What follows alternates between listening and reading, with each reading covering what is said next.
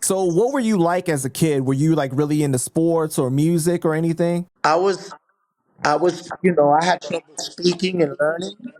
So I was a kid that was very curious, but very confused by the things happening around me. So you would see me really quiet, but trying to figure out what I was watching because I couldn't really hear it well. So I was a curious kid, and I was protective of my sisters because that's what my father's orders was. You always used to be, when I leave, you're the man of the house. So in East New York, when you choose to be the man of the house, it means you got to fight. So I started learning to fight and to grow in the community to get my name built because sports, we played it. We played punch ball. We played stick ball. We played skelly. My block was a block where we got down with sports and we had fun. But at the night, it was almost like you were a warrior. In the morning, you were a kid, and in the night, you would become the protector of your neighborhood. The Italians, the police, everybody had beef around there at night. So then you would transform your basketball into to your tough image, like your James Deans, or if you're back in the day, Johnny Boy. They had their little tough heroes, so we had our own. We started developing our own little tough groups to make sure that people in East New York were safe because at that time, 75th Precinct and the cops fought Apache. That shit was real.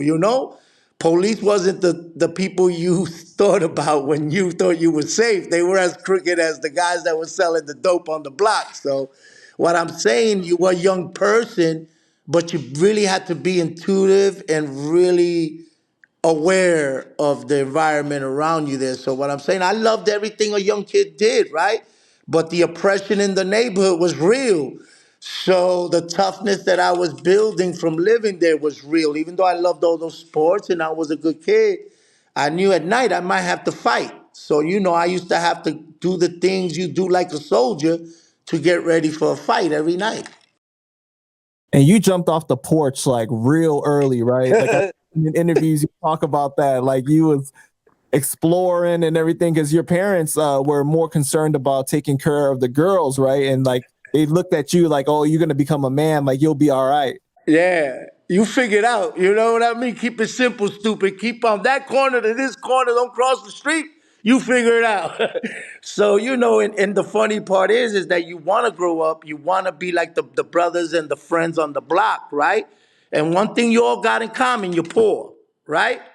And you got the haves and you got the have-nots in those times. And that's what made us family in the street. So I dropped out of school almost in third grade. I got tired of English is a tough language, man. Spelling that shit wasn't for me. Speaking wasn't for me. And hearing this tall white dude call me stupid wasn't for me. So I figured it out quick. I seen some good